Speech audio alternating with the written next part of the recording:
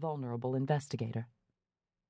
That's what they call it in New Orleans, the dollhouse, because the dolls have lived there for, generations. Reed was smiling again. Mac was not.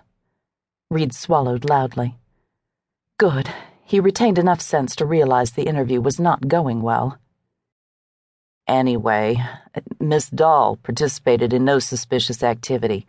She works hard, she goes out for coffee and drinks. She likes jazz, and she's a good dancer. The pen stopped. You danced with her? Only in the line of duty. Really, in New Orleans, things are different. If you don't dance, you'll stand out, and I wanted to blend in. Like a damn statue, Reed lifted one finger. Laissez le bon temps rouler. What the hell does that mean? Mac snapped. Let the good times roll. Surely you've heard this saying. No. Mac got back to business. Who are her friends? One's a cop, Miss Georgia Abel. Nessa.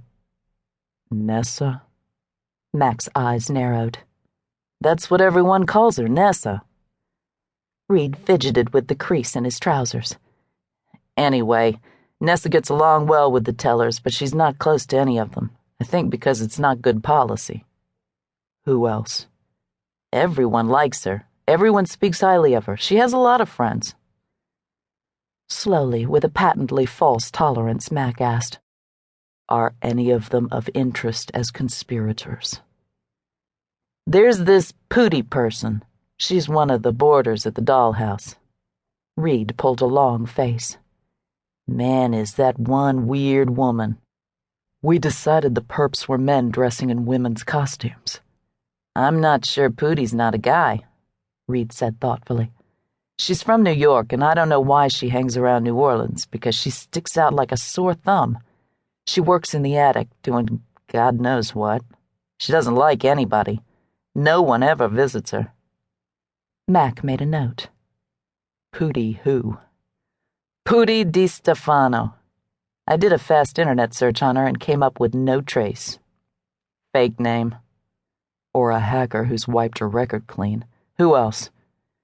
There are a couple of musicians living in the dollhouse. Incredible losers. Ryan Wright and Skeeter Graves.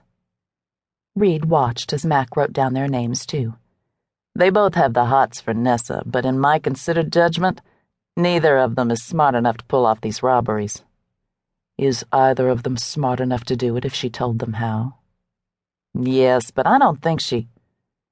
Reed's voice dwindled as he remembered that it wasn't his job to decide whether Ionessa was guilty, only to gather information about her. Anyway, you said the beaded bandits were accomplished cross-dressers. Wright and Graves couldn't fake it in a million years. Are any of her friends accomplished cross-dressers? Maybe, Daniel Friendly. Reed shifted uncomfortably in his chair.